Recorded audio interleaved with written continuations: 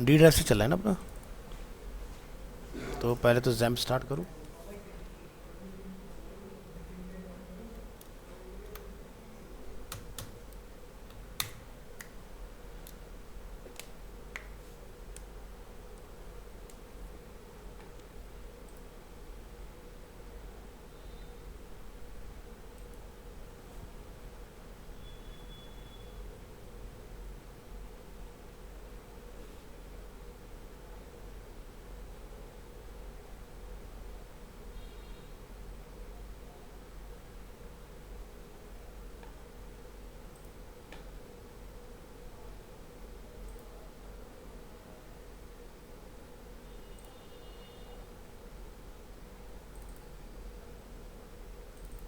XAMPP install किया हुआ है ना सभी ने। Very good.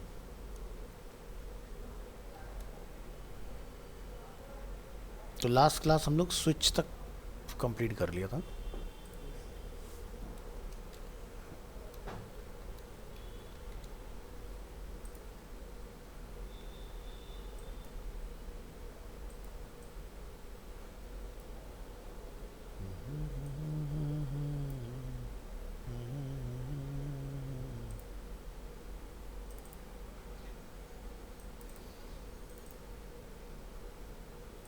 सर जैसे हम किसी फोल्डर के अंदर एक पीएचपी फाइल बनाते हैं, फोल्डर के अंदर एक पीएचपी फाइल बनाएंगे, पीएचपी फाइल। जैसे ये 3 4 बना रखी है आपने, ठीक है, बिल्कुल। ठीक है। तो जो पूरा वहाँ पे रन होगी डायरेक्टरी में, वो सिर्फ एक इंडेक्स वाली पहले नंबर पे शो होती है सर? हाँ, अगर इंडेक्स या होम नहीं हुआ तो आपकी डायरेक्टरी खुल जाती है। तब पूरी खुलेगी। तो जैसे अभी क्या है ना कि यहाँ पर अगर हम लोग अगर सर्वर जैसे हमारा स्टार्ट है। पहले क्या कर रहा था, मैंने क्या करा था, इंडेक्स बना रखी थी, हाँ उसी के अंदर मैंने एक फाइल बना दी। हाँ, तो इंडेक्स ही आ रही होगी बार बार। अब वो इंडेक्स ही आ रही थी बार, फिर मैंने क्या किया, मैंने अलग फोल्डर बनाया बाहर आके। थोड़ी देर के लिए इंडेक्स का नाम बदल देता। मुझे पता नहीं था यार। तो जैसे अभी हमारा क्या फोल्डर है ना, यहाँ पर अगर हम लोग यहाँ से जाके ऑन कर लेते हैं उसको, एडमिन को। पीएचपी में कोड लिखा था ना, हाँ, तो अच्छा एचटीएमएल की वजह से चला ही नहीं सकते, क्योंकि वो क्या हो रहा था, उसमें क्लोजिंग गायब हो जा रहा था सेव करने में, सीधा क्लोजिंग टैग होता है ना पीएचपी वाला, जैसे कुछ भी मैं अगर डिस्प्ले अगर प्योर पीएचपी फाइल होगी तो क्लोजिंग चला जाता है, जाने दो, कोई दिक्कत नहीं। प्योर पीएचपी फाइल में क्लोज करने की ज़रूरत नहीं होती। एचटीएमएल नहीं, आउटपुट आएगा। आउटपुट आएगा। हाँ, आउटपुट आएगा। लेकिन अगर आपकी फाइल में एचटीएमएल टैग लगे हुए हैं, अरे वाह, माही भी आ गई।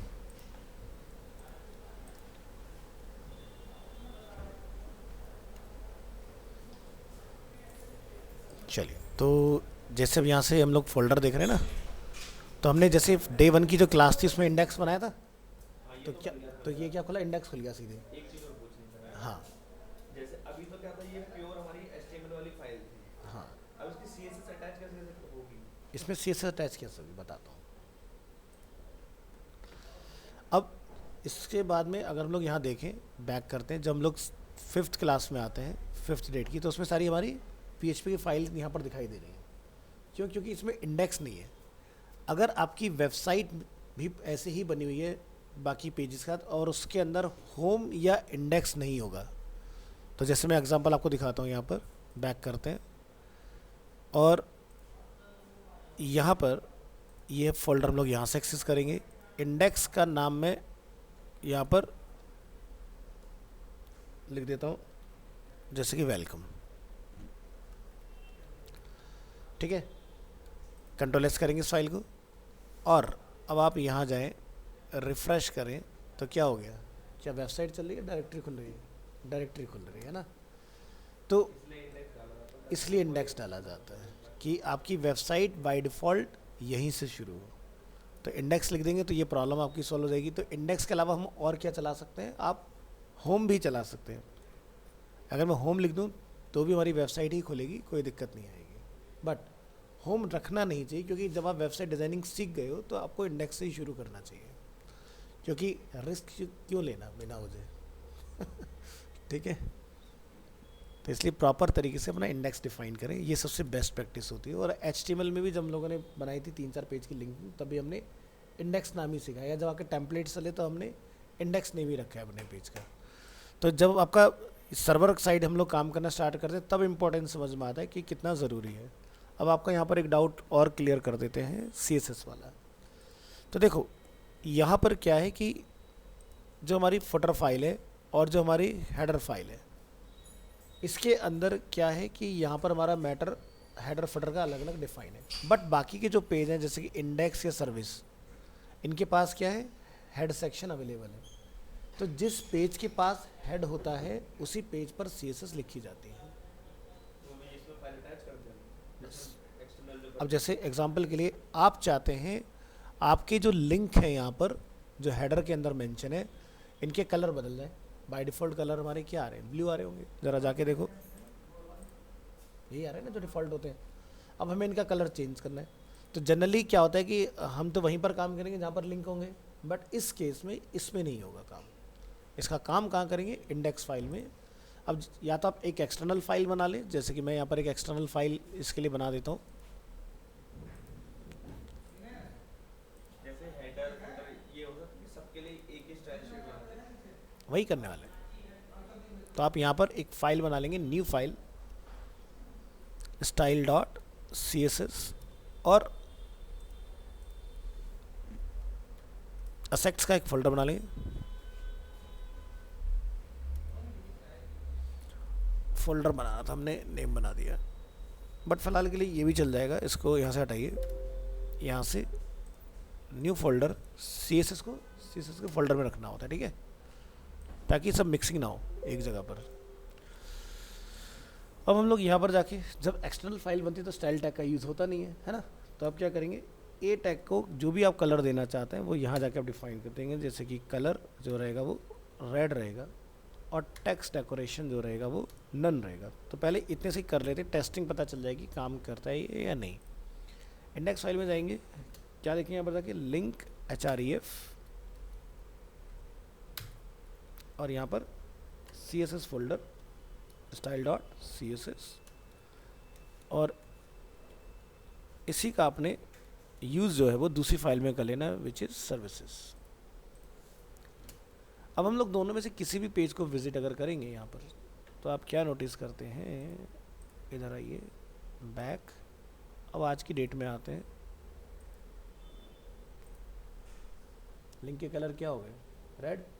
सर्विस पर जाइए तब भी सेम कलर आएगा, होम पर आइए तब भी आपको सेम ही कलर मिलेगा, ठीक है। तो कोर PHP फाइल में CSS इंटीग्रेट नहीं होती है, ये चीज़ ध्यान रखिएगा, समझ गए। आपको कुछ भी काम करना है कि भाई आपको लगता है भी मेरे को यहाँ पर इसको कुछ स्टाइल देना है लिंक को, क्योंकि कई बार क्या होगा भाई, ए टैग लिखने का मतलब तो ये होगा ना भाई पेज में जितनी भी जगह ए टैग होंगे सबका कलर रेड, बट हो सकता है कि आपको रेड की रिक्वायरमेंट ना हो। सो उस केस में आप यहाँ पर क्या करेंगे, स्टाइल डिफाइन करेंगे। जैसे कि मैं कस्टम बना देता हूँ, जैसे मैंने यहाँ पे लिखा सर्विसेज लिंक, और यहाँ पर मैं जाके लिख रहा हूँ कलर जो है इसका क्या हो जाए, यहाँ पर जाके कुछ ग्रीन हो जाए, डॉट सर्विस में ये क्लास है हमारी। हाँ ठीक है, मैंने क्लास बना लिया इस तरह से। अब यहाँ पर हम क्या करेंगे, इसको मैं चाहता हूँ लिंक और विजिट जब यूज़र करे तो कलर एक ही आए, तो लिंक विजिटेड दोनों पर हमारा एक जैसा ही कलर होगा। हमने इसको बंद कर दिया। अब हेडर एक कंबाइन डिफाइन करने का फ़ायदा ये हुआ कि मैं यहाँ पर जाके लिखूँगा क्लास का नेम क्या है, सर्विसेज। तो क्लास बाइंड होगी, इंपोर्ट नहीं होगी, कि हम लोग कोई इसी लिंक टैग का इस्तेमाल नहीं करेंगे, हमने बाइंड कर दिया। अब जब ये हेडर यहाँ से जब जाएगा, किस में जाएगा, इंडेक्स में, इंडेक्स के अंदर लिंक फाइल मिलेगी, वहाँ से अपना कलर पिक कर लेगा।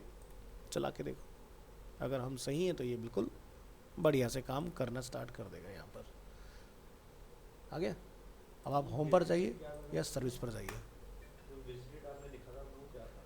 देखो, जब आप किसी गूगल में पहली बार कोई लिंक ओपन मतलब सर्च करते हो, फर्स्ट टाइम जब कमिट करते हो, तो एकदम परफेक्ट ब्लू कलर आता है और बाद में वही कलर आपका पर्पल हो जाता है। दैट इज़ अ विजिटेड, यानी कि यूज़र विजिट कर चुका है। मैं नहीं चाहता मेरी वेबसाइट यूज़र को पता चले कि वो इसको विजिट कर चुका है, ठीक है। अगर मान लो मैं अलग अलग कर दूं तो यूज़र को ये पता चल जाएगा कि जी मैं सर्विस एक बार चला चुका हूं। तो जैसे मैं यहाँ पर क्या करता हूँ, जाके इसको कर देते हैं अलग, और यहाँ से इसको कर देते हैं अलग। तो पहली बार अगर लिंक होगा तो ग्रीन आएगा, दूसरी बार पर मैं चाहता हूँ कि मैजेंटा हो जाए, सॉरी विजिटेड रहेगा, यहाँ मैजेंटा हो जाए। अब आप देखना आपकी वेबसाइट को जब आप रिफ्रेश करेंगे तो आपकी वेबसाइट ये बता रही है कि आप इस साइट के पेज को विजिट कर चुके हो। कलर क्या आ रहा है? मैजेंटा। ठीक है, तो 4 स्टेट होती है, लिंक, विजिटेड, होवर, एक्टिव। ठीक है, तो लिंक मतलब डिफ़ॉल्ट जब पहली बार लिंक बनेगा तब क्या कलर होगा? विजिटेड, यानी कि यूज़र जब विजिट कर चुका होगा तब कलर क्या होगा? होवर, जब यूज़र माउस लेके जाएगा, एक्टिव जब वो उसको प्रेस करेगा। ठीक है, तो यहाँ पर अब जो रेड जो हमने कलर यहाँ पर सेट किया था ग्रीन, वो सिर्फ तभी आएगा पहली बार जब तक आपका लिंक क्लिक ना हुआ हो। अब ये इसकी मेमोरी में फीड हो चुका है। अब मान लो कि मैं अगर यही सेम काम यहाँ से कॉपी करता हूँ, कॉपी करने के बाद मैं इनकॉग्निटो में जाता हूँ, क्योंकि इनकॉग्निटो में क्या होता है, हिस्ट्री नहीं होती। तो मैं यहाँ चला गया, मैंने यहाँ जाके पेज को रिक्वेस्ट किया। ठीक है, तो यहाँ पर क्या कलर आ रहा है? हमने क्या सेट किया था लिंक के लिए? ग्रीन। जैसे ही आपने इसको विजिट किया पेज को, ठीक है, तो ये आपका सर्विस आ गया, ये आपका होम आ गया। अब यहाँ पर हमारा मैजेंटा कलर नहीं आ रहा। क्यों नहीं आ रहा है? क्योंकि भाई ये हिस्ट्री जब बनाता ही नहीं तो आपका कलर चेंज ही नहीं होगा। समझ गए ना? तो इनकॉग्निटो हिस्ट्री नहीं देता है आपकी इन चीज़ों की। इनकॉग्निटो अगर आप चाहते हैं कि आपकी हिस्ट्री सेव ना, वैसे देखो हिस्ट्री सेव होती है, ऐसा नहीं कि इनकॉग्निटो हिस्ट्री सेव नहीं होती है, बट जो नॉर्मली हमारी कैशे वगैरह होती है वो स्टोर नहीं होती है। तो इनकॉग्निटो में जितनी देर भी आप काम कर लो हमेशा लाइट वेट ही रहेगा। इनकॉग्निटो दूसरा डिसएडवांटेज कि मान लो कि गलती से आपसे टैब बंद हो गया तो आप कहाँ थे, किधर थे, फिर भूल जाओ कि तुम्हें मिलने वाला है। ठीक है, वो सारी आपकी प्रोग्रेस खत्म हो गई इसके अंदर। अब जैसे बहुत सारे लोग क्या करते हैं कि कैनवा सॉफ्टवेयर चला रहे हैं, ठीक है, अब कैनवा पे आपने सेव वगैरह कुछ करा नहीं तो इनकॉग्निटो में सब चला जाएगा। और अगर आप नॉर्मल में चला रहे हो तो कैनवा के सर्वर में सेव हो जाता है। मैं वही बता रहा हूँ, अगर कैनवा के उसमें काम कर रहे हो, ठीक है, नॉर्मल वाले इसमें ब्राउज़र के अंदर तो चलेगा, सब सेव हो जाएगा। इसमें करोगे तो जब तक तुम नहीं करोगे तब तक सेव नहीं होगा, ऑटो सेव नहीं चलता उसके अंदर, ये सारी चीज़ें।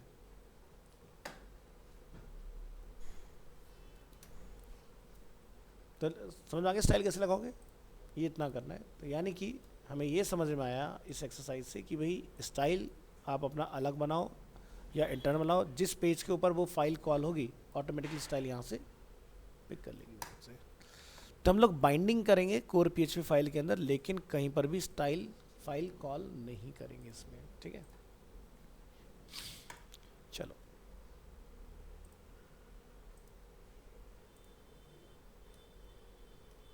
डाउट्स के नाम से एक फोल्डर बना देते हैं, इन सबको हटा के इसमें। तो इसमें कभी स्टाइल लगेगा ही नहीं, मतलब इसमें कहीं पे अगर किसी में भी उसके अंदर ही लगाना चाहते हो इनलाइन वगैरह जो भी हमारी, तो इनलाइन तो एट्रीब्यूट फॉर्म में हो गया ना, वो तो चला ही सकते हो इनलाइन तो, में तो कोई दिक्कत ही नहीं है। बट इनलाइन के लिए हमेशा हम लोग ये कहते हैं ना कि आटे में नमक 5% ना के बराबर। क्योंकि देखो भले से आपका 5% पे चल जाए वेबसाइट, बट वो आपके जो टेक्निकल एसईओ होता है ना, उसकी रिपोर्ट में हमेशा एरर ही आएगा उस चीज़ का कि भाई ये गलत है, इसको हटा ही दो बिल्कुल। वो कहेगा हटाओ इसको, इनलाइन नहीं होना चाहिए। बट कम अमाउंट पे चल जाता है, एक्सेप्टेबल है, ऐसा कुछ नहीं है। गूगल खुद आपको वार्निंग दे देगा जी इनलाइन बहुत ज़्यादा यूज़र का, हटाइए इसको। इनलाइन CSS डोम के ऊपर बहुत ज़्यादा लोड बनाता है, समझ गए ना। और जब आप CSS की फाइल लगाते हो तो वो कैशे में स्टोर हो जाती है, उसका दिक्कत नहीं होता। इनलाइन क्या कर रहे, और थोड़ी देर की बात है 20 मिनट, ठीक है।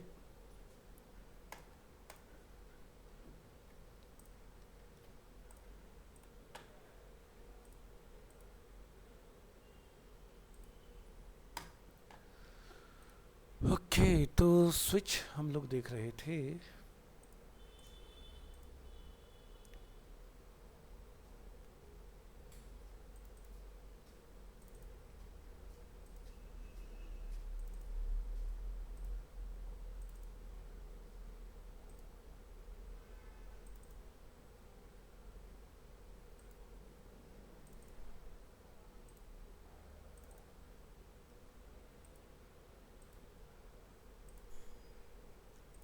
चलिए स्विच को आगे बढ़ाते हैं।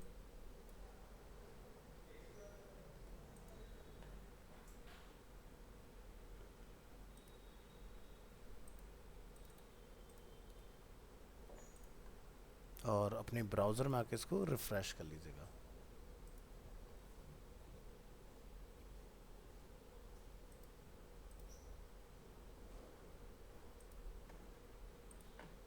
बैक करेंगे यहाँ पर और बैक कीजिए।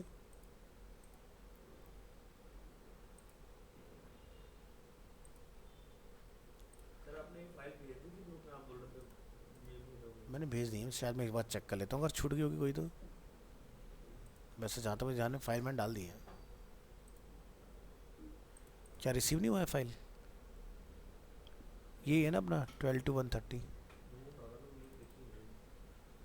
नहीं डला हुआ है 21st, ये देखो ना, फाइल अवेलेबल है। फाइल भी लाइव होगी, वीडियो भी लाइव होगा। चलिए, तो लास्ट हम लोग देख रहे थे स्विच वाला पार्ट अपना, ठीक है। तो हमने इसका एक एग्जांपल देखा था, पीएचपी के अंदर student has secured A grade, ठीक है। तो हमने यहाँ पर जो स्विच फाइल अपना बनाया था और प्रीवियस वाली स्विच फाइल को देखते हमने कहाँ तक कंप्लीट किया था, फिर उसके हिसाब से आगे स्टार्ट करते हैं। हाँ, तो इसमें हमने ब्रेक वगैरह के बारे में डिस्कशन नहीं किया था, तो ब्रेक को डिस्कस करते हैं। जाइए लाइव और यहाँ पर जूम करेंगे। तो जब भी आप कोई भी स्विच से अपना प्रोग्राम बनाएंगे तो आपने मेक श्योर करना है कि उसके अंदर ब्रेक लगा हो। ब्रेक मैंने एक्सप्लेन लास्ट क्लास में से कर दिया था कि अगर नहीं लगा होगा तो जिस केस से मैच होगा उससे पहले कि आपके लैप्स कर जाएंगे केसेस, उसके आगे वाले केस आपके सभी एक साथ प्रिंट हो जाएंगे। और अगर हम लोग सेम केस के साथ ट्राई कर रहे हैं तो एक के बाद जितने भी कॉन्टीन्यूटी में होंगे सारे के सारे आपके कॉल होंगे। एक डिफ़ॉल्ट हमने डिस्कस किया था कि अगर कोई भी केस मेरा मैच नहीं होता ABCD के अलावा, ठीक है, तो उस केस में आपको डिफ़ॉल्ट मैसेज आ जाएगा कि भाई student has not secured any valid grade, या फिर जो भी आप अपना कस्टम मैसेज यहाँ पर लिखेंगे। तो हम यहाँ पर आते हैं, ब्रेक को समझते हैं। When PHP reaches a break keyword it breaks out of the switch block. तो जिससे जैसा मैच होगा वही ब्लॉक का रिजल्ट आएगा, आगे जो भी उसके कॉन्टिन्यूटी में होगा उसको वो वहीं पर स्टॉप कर देगा। This will stop the execution of more code and no more cases are tested, ठीक है। जहाँ ब्रेक लग गया उसके आगे आपका कोड रीड ही नहीं किया जाएगा। The last block does not need a break, the block breaks ends there anyway. Last में जाके तो रुकना ही है, उसका तो कुछ है ही नहीं उसमें, ठीक है। So if you omit the break statement in case that is not the last and that case get a match, the next case will also be executed even if the evaluation does not match the case। इसका मतलब ये हुआ, क्या कलाकारी करे देखना जरा, तो ये क्यों ट्रिप कर गया भाई? पीछे से बंद किया हो कि वहाँ पानी गिर रहा था तो चेक कर रहे हैं उधर से। अच्छा चलो चलो कोई नहीं, हाँ चला ले पंखा, स्पीड कम रखना बस, इसमें नॉइज़ रिकॉर्ड ना हो। तेज है कम कर।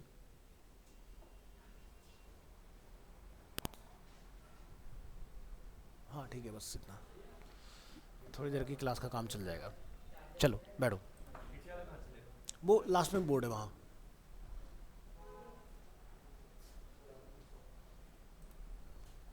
यहाँ पर काम खतरनाक है, एक चीज़ है एक चीज़ वहाँ।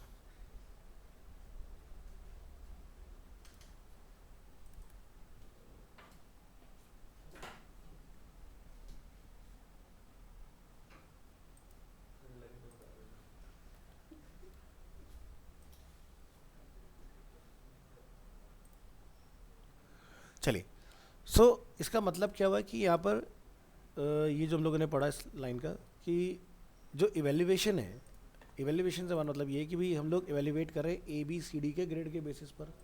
मान लो आपने लिखा B, तो B तो आपका इवेल्युएट हो गया, लेकिन COD जो है हमारा वो यहाँ पर अगर ब्रेक नहीं होगा तो वो भी आपके मैच हो या ना हो इवेल्युएट हो जाएंगे ऑटोमेटिकली। सो इसलिए हम लोग यहाँ पर क्या करते हैं, ब्रेक को डिफाइन करते हैं ताकि जो केस मैच हो वही इवेल्युएट हो, और किसी भी केस को अगर मैच ना करे तो फिर डिफ़ॉल्ट वाला हमारा रन होना चाहिए। इसलिए सर हमने कंडीशन लगा रखी है अलग से। कौन सी चीज़ के लिए? ब्रेक के लिए।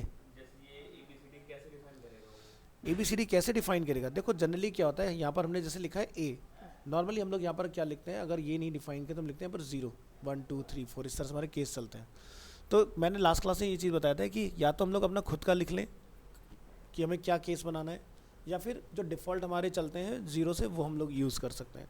सो उस केस में फिर आप यहाँ पर कंडीशन लगाओगे, भाई इफ़ केस इज दिस ए, तो उस कंडीशन में हाँ फिर आपको ये उस तरह से करना पड़ेगा, तब जाके ये काम करेगा। बट सबसे बढ़िया है कि लेंदी कोड को नहीं करना है, हमारा काम होता है डेवलपमेंट के अंदर कोड को शॉर्ट करना, ठीक है। तो ये दोनों में ही एप्लीकेबल है, चाहे जावास्क्रिप्ट हो या PHP हो, दोनों में हम लोग अपने खुद के कस्टम केस बना सकते हैं, ठीक है। Example, what happens if we remove the break statement from case a. So जो हमारा ग्रेड ए है grade is a, so the code block from case A is executed, but since it has no break statement, the block code from case B will also be executed। तो ये हमने करके दिखा दिया था आपको last class में, just theoretically समझ लें इसको। Student has secured A grade, student has secured B grade, इस तरह से आपके जितने भी आगे रिमेनिंग ग्रेड होंगे सारे के सारे प्रिंट हो जाएंगे। बात करते हैं the default keyword. Default keyword specifies the code to run if there is no case match. तो डिफ़ॉल्ट ज़रूर से लगाएं कि अगर कोई आपका केस मैच नहीं होता है, तो जैसे होता है ना इफ़ और एल्स, सो ये ऑल केसेस क्या है, इफ़, और डिफ़ॉल्ट क्या है, एल्स।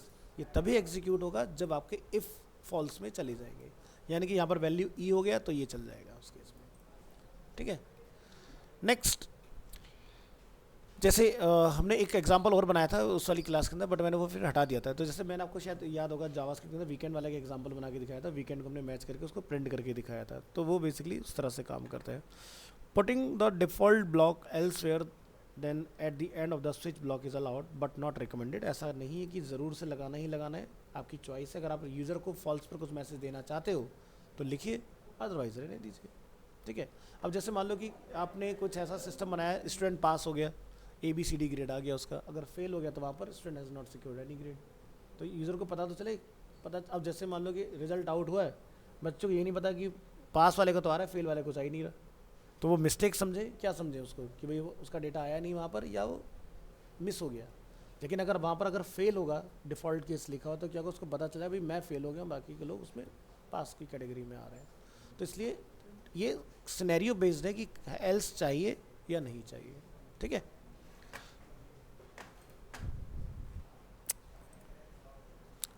सो यहाँ पर हमने एक वीकेंड से रिलेटेड शायद नीचे बनाया होगा, मैं आपको उस पर देखता हूँ ले चल के, अगर मिल जाता है तो। ये देखिए, तो हमने यहाँ पर कुछ मेंशन किया $D = 4, ठीक है। तो यहाँ पर हमने $D को डिफाइन किया हुआ है इक्वल टू 4। हम $D को यहाँ पर स्विच के अंदर चेक करें। अब यहाँ पर देखें, हम नंबर के साथ हम लोग चला रहे हैं। हमने लिखा today is Saturday, today is Sunday, ठीक है। तो 4 की वैल्यू तो मैच नहीं कर रही इसके अंदर, तो ये क्या लिखा रहा है, looking forward to the weekend. तो यहाँ पर आप देखेंगे तो यही मैसेज आपको इधर रिटर्न हो रहा है। और अगर हम लोग और नीचे आते हैं तो हमने यहाँ पर बनाया है कि भाई डिफ़ॉल्ट मैसेज हमारा ये रहे, और यहाँ पर हमारा today is Saturday and today is Sunday. तो यहाँ पर हमने कुछ केस बना दिए, जैसे 1 2 3 4 5 6, इस तरह से हमारे पास सारे केसेस में अवेलेबल हैं। सो 5 नंबर पर हम लोग ये लिख रहे हैं the week feels so long. हमने 0 पर डिफाइन किया वीकेंड्स आर द बेस्ट, और डिफ़ॉल्ट में लिखा समथिंग वेंट रॉन्ग। तो डिफ़ॉल्ट कब चलेगा, जब इनमें से कोई भी नंबर यहाँ नहीं होगा, ठीक है। अगर इनमें से कोई भी नंबर यहाँ पर होगा, ठीक है, तो ये आपको इनमें से मैसेज रिटर्न करेगा। वो आप 1 2 3 4 केस अपने डिफाइन करेंगे। और अगर मैं यहाँ पर जाकर लिख देता हूँ कि भाई मैंने लिख दिया फॉर एग्जांपल 9 यहाँ पर, तो यहाँ पर ये तुरंत इस डिफ़ॉल्ट को प्ले कर देगा कि भाई समथिंग वेंट रॉन्ग, कुछ गलत हुआ है कोड के साथ, ठीक है। सो जैसे कि आज क्या है, मंडे, अपना फ्रेश वीक की बिगनिंग है। सो हम यहाँ पर जाके अगर लिख देते हैं, इसको हमने कॉपी किया और 1 के साथ हम लोग जाके इसको एग्जीक्यूट कर देंगे।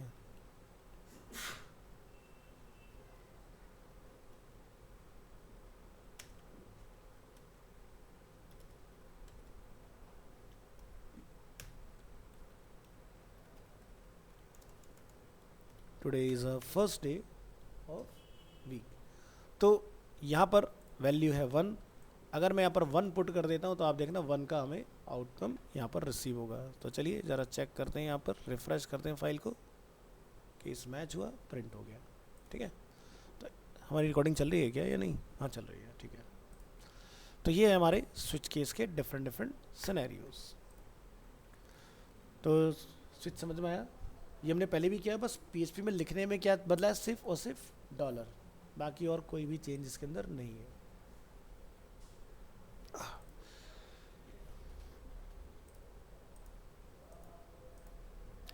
स्विच के बाद हम लोग नज़र डालेंगे पीएचपी के अंदर लूप्स, कि भाई लूप्स क्या होते हैं, किस तरह से हमारे काम करते हैं। और ये सेम वही लूप है जो आपने जावास्क्रिप्ट में ऑलरेडी पढ़े हुए हैं। तो फर्स्ट देखेंगे लूप।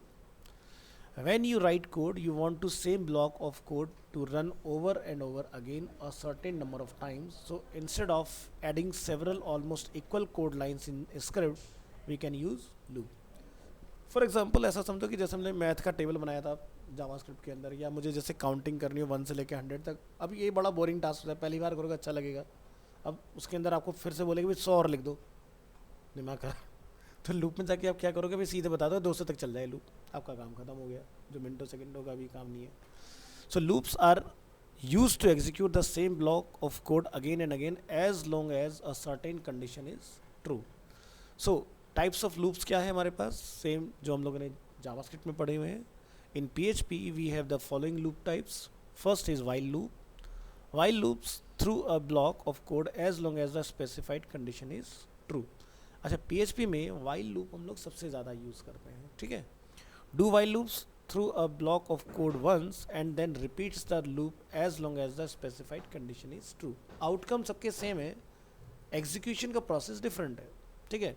फॉर लूप ये तीनों चीज़ों को at the same time test करता है, loop through a block of code specified number of times, and for each loops through a block of code of each element in an array. तो ये ध्यान रखना, सिर्फ और सिर्फ तब चलेगा जब आपके पास डेटा एरे फॉर्म में होगा। ये तब चलाना है जब लोग बैकएंड से डेटा लेके आ रहे होंगे। तो बैकएंड में क्या होता है, टेबल बनती है, टेबल के अंदर आपके सेल्स बनते हैं, जैसे कि मान लो कि first name, last name, email, उसका डेट ऑफ बर्थ, उसका फ़ोन नंबर, जो डेटा बैकएंड से आपने उठाना है बस उसको आपने लाके फॉर ईच लूप के अंदर चलाना है। तो ये उस तरह से। तो फिलहाल हमने इसका एक एग्जांपल बनाया हुआ है खुद से अपने एरे डिफाइन करके। बैकएंड के साथ जब स्टार्ट होगा तो बैकएंड के साथ देखेंगे इसको। सो बैक करेंगे, यहाँ से रिफ्रेश करेंगे। सबसे पहले देखते हैं while loop. So while loops through a block of code as long as the specified condition is true. तो फाइल को ज़रा ओपन कर लें साथ में, और इसको यहाँ पर हम लोग अंडरस्टैंड भी करेंगे साथ साथ। अब the while loops executes a block of code as long as the specified condition is true. तो हम लोग यहाँ पर प्रिंट कर रहे हैं $i as long as $i is less than 6। तो सेम वही है, कुछ भी डिफरेंट नहीं है। हम लोग नॉर्मली लिखते हैं वेरिएबल i इक्वल टू 1, और वाइल लूप में जाके क्या लिखते हैं, variable i is less than 6, और यहाँ पर डॉक्यूमेंट डॉट राइट वाला हमारा लॉजिक काम करते हैं। तो वाइल लूप में आपका जो इटरेशन है वो पहले डिफाइन करना होता है, फिर आप कंडीशन लगाते हैं, और आफ्टर द स्टेटमेंट आप इंक्रीमेंट को टेस्ट कराते हैं। सॉरी। सो सबसे पहले condition, then execution, then testing, ये होता है वाइल लूप। तो ये पहले करेगा, देन बाद में चेक करेगा, देन आपका एडिशन परफॉर्म करेगा। इसी का जो हमारा दूसरा लूप आता है वाइल लूप का, नो नंबर ऑफ इंक्रीमेंट $1 और else the loop will continue forever, ठीक है। The while loop does not run a specific number of times but check after each iteration if the condition is still true. तो यानी कि आपने number दिया उसको जैसे 6 तक फॉर एग्जाम्पल, तो वो क्या करेगा, हर बार कंडीशन चलाएगा, चेक करेगा क्या आगे और कोई नंबर रिमेनिंग बचता है मेरे पास। तो जैसे 1 को चेक किया, देन 2 को चेक किया, 3 को चेक किया, तब तक चेक कर देगा जब तक लेस देन 6 नहीं हो गया। तो जैसे ही लेस देन 6 हुआ वो 5 पर आके स्टॉप हो गया ऑटोमेटिकली। अगर आप लिखते लेस देन और इक्वल टू ऑपरेटर तो वो 6 पर आके स्टॉप होगा उस केस में, ठीक है। अब लूप के अंदर हमारा क्या होता है, ब्रेक, ठीक है।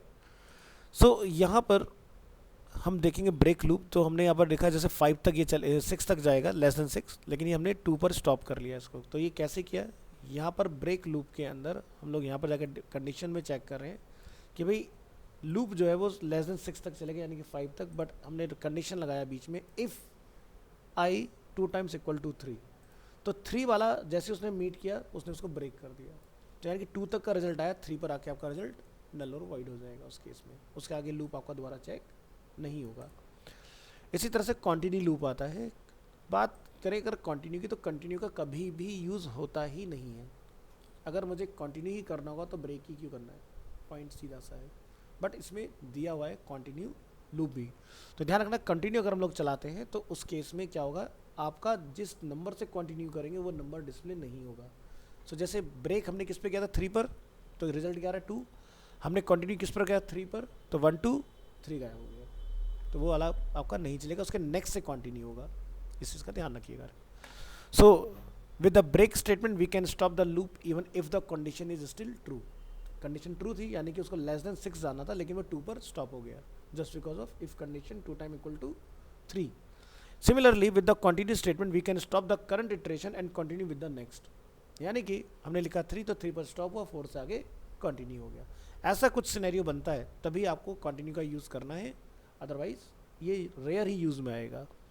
Next, alternative syntax. The while loop syntax can also be written with the end while statement like this. तो एंड वाइल का आप जरा यहाँ देखें कि ये किस तरह से काम करता है। तो आप यहाँ देख रहे हैं लास्ट में क्या लिखा हुआ है, एंड वाइल। नॉर्मली हमारा स्ट्रक्चर क्या होता है, कुछ इस तरह से चल रहा होता है, ठीक है। तो आप यहाँ पर इसको ऐसे एंड कराएं, तो देखिए एंड वाइल ये JS में नहीं चलता है, ये सिर्फ और सिर्फ PHP के अंदर है। The while loop syntax can also be written with end while statement like this, print I as long as I is less than 6। तो आप यहाँ देखेंगे 1 2 3 4 5 हमारा इस तरह से रिजल्ट में डिस्प्ले हो रहा है। अभी इस तरह से इसलिए आ रहा है क्योंकि भाई ऊपर वाले एग्जाम्पल हमने BR लगाया था, इसमें हमने BR नहीं लगाया, तो इसलिए वो उस तरह से, ठीक है। नेक्स्ट यहाँ पर हम लोग देख रहे हैं स्टेप 10। स्टेप 10 का मतलब क्या है कि भाई आपको 10-10 के जंप पर ही लूप चलाना है, कॉन्टिन्यूटी में नहीं चलाना है। So if you want to the while loop count to 100 but only by each 10 you can increase the counter by 10 instead 1 in each iteration। so यहाँ पर हम लोग क्या देख रहे हैं, I की वैल्यू क्या है 0, हमने चलाया 100 तक, बट हमने क्या बोला I में +10 करो जितनी बार भी लूप रिपीट होगा। तो सबसे पहले आता है 10, फिर 20, फिर 30, इस तरह से अप टू 100 तक वो नंबर अचीव करेगा। तो आपको लगता है भाई मेरे को इसके बीच में कोई और नंबर अपना स्पेसिफाई करना है, तो नंबर 5 हमने डिफाइन किया। अब ये आपका इस तरह से हर बार 5 के जंप पर काम करेगा। तो ये आपका स्टेप वाला काम बन गया इसके अंदर।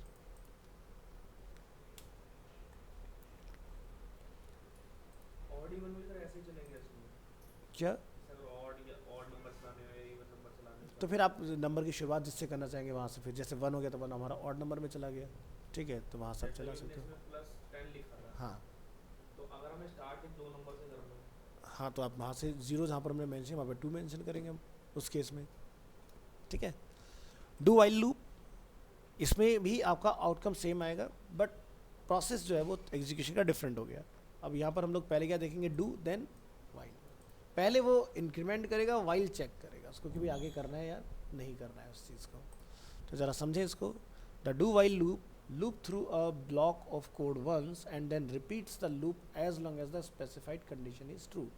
सो पहले क्या हुआ, loop through a block of code once, यानी पहले एक बार चलेगा और रिपीट करेगा उसको, देन रिपीट करेगा जब आपकी कंडीशन को देखेगा कि अभी भी वो स्टिल ट्रू है। जब तक फॉल्स नहीं हो जाएगा तब तक नंबर डालता जाएगा उसके अंदर। The do while loop will always execute the block of code at least once, it will then check the condition and repeat the loop while the specified condition is true। so outcome is same but written process is completely different, ठीक है। यानी कि पहले condition वहाँ पर अलग तरह से चेक हो रही थी, अब कंडीशन हमारी डिफरेंट तरीके से चेक होगी इसमें। so in a do while loop the condition is tested after executing the statement within the loop। तो यानी कि आपका कब चेक हो रहा है, जब एग्जीक्यूशन हो रहा है। यानी कि यहाँ पर यही तो लिखा हुआ है, पहले एग्जीक्यूट करो देन चेक करो, पहले एग्जीक्यूट करो देन चेक करो, ठीक है। ऊपर वाले जो हमने प्रीवियस एग्जांपल देखा उसमें हमारा पहले चेक हो रहा था देन एग्जीक्यूट हो रहा था। डिफरेंस हो जा रहा है वाइल में और डू वाइल के अंदर। यहाँ से this means that the do while loop will execute its statement at least once if the condition is false. तो आपका ये काम नहीं करेगा उस केस के अंदर। Let us see what happens if we set the $i variable to 8 instead of 1 before executes the same do while loop again, sets I equal to 8 then print I as long as I is less than 6। तो हमें सीधा output क्या दे देगा, वो 8, क्योंकि भाई जो आप कंडीशन लगा रहे हैं वो मैच ही नहीं कर रहा। तो उसने क्या करा यहाँ पर, ज़रा नीचे आके देखें, हमने वेरिएबल को वैल्यू क्या दे दिया, सबसे पहले जो कंडीशन लिख रहे हैं उससे हाइयर। तो डू का मतलब समझ आया, तो उसने सीधे 8 लिख दिया वहाँ पर। अगर ये वाइल होता तो ये काम नहीं करता, क्योंकि वाइल पहले चेक करता है और डू बाद में चेक करता है, ठीक है। तो ये इसका प्रैक्टिकल इम्प्लीमेंटेशन है। द ब्रेक यहाँ पर भी सेम ही रहेगा, इसमें कोई चेंजेस आपका नहीं रहेगा। बात करेंगे फॉर लूप।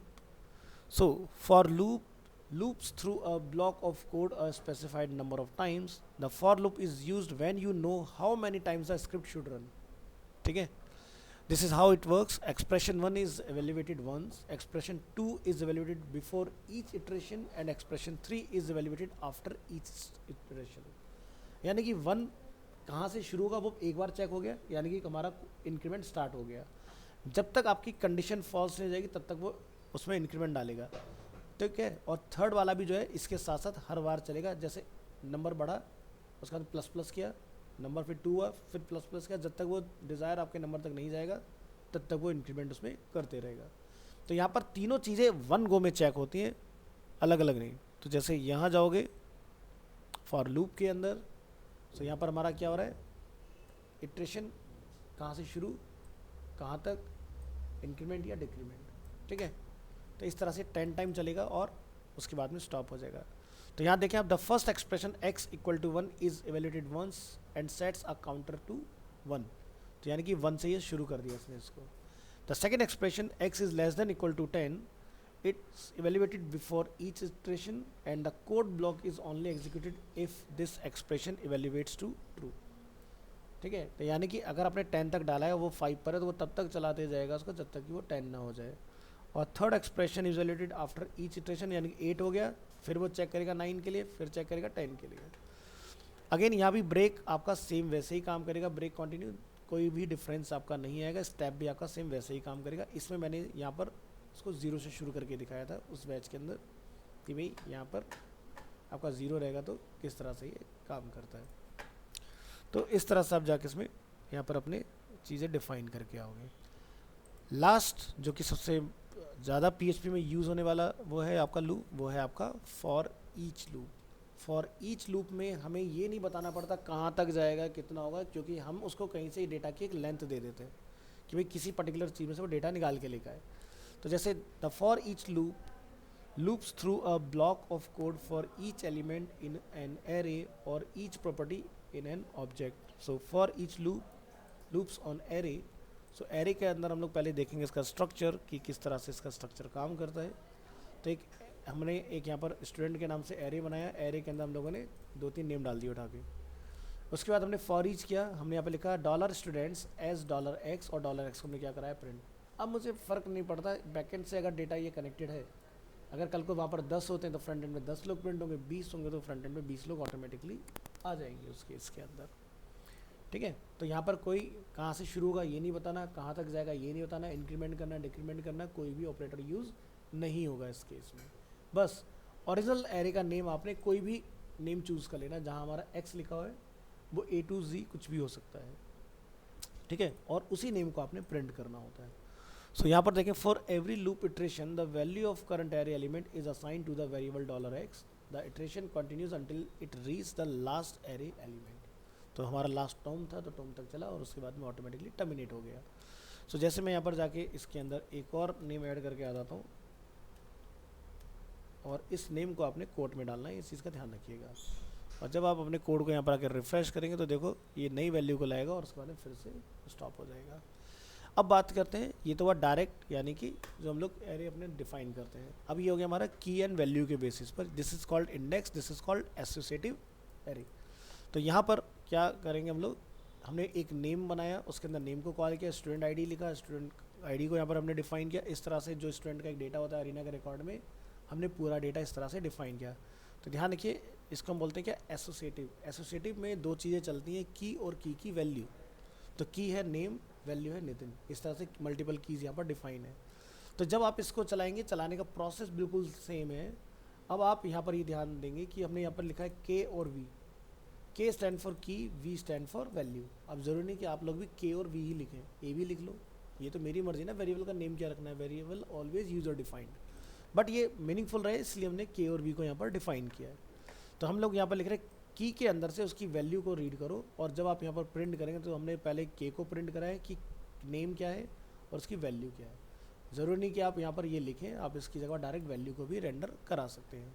और देखिए लूप बड़ी खूबसूरती से आपका वहाँ से नेम से लेके मोड तक काम करे, जैसे name Nitin, student ID is this, BC number is this, course DWDD, phone number, email ID and class का मोड क्या है, ऑफलाइन। तो इस तरह से आपका ये वाला लूप काम करता है। तो ये आपका लूप जो है फॉर ईच, ध्यान रखिएगा बैकएंड जब हम लोग कर रहे होंगे डेटाबेस वगैरह के साथ जब हम डील कर रहे होंगे तब आपका ये सबसे ज़्यादा यूज़ में आने वाला है। ठीक है। सो आज की क्लास में हम लोगों ने दो चीज़ें देखी हैं। एक तो स्विच का टॉपिक जो कि लास्ट क्लास में हो गया था, बस हमने आज उसमें देखा है ब्रेक और कंटिन्यू का एक्सप्लेनेशन, और उसके अंदर हम लोगों ने यहाँ पर देखा है लूप्स, जिसके अंदर हमारे पास डिफरेंट टाइप्स ऑफ लूप्स हैं। नेक्स्ट क्लास में हम लोग यहाँ पर स्टार्ट करेंगे PHP में फंक्शंस। ठीक है।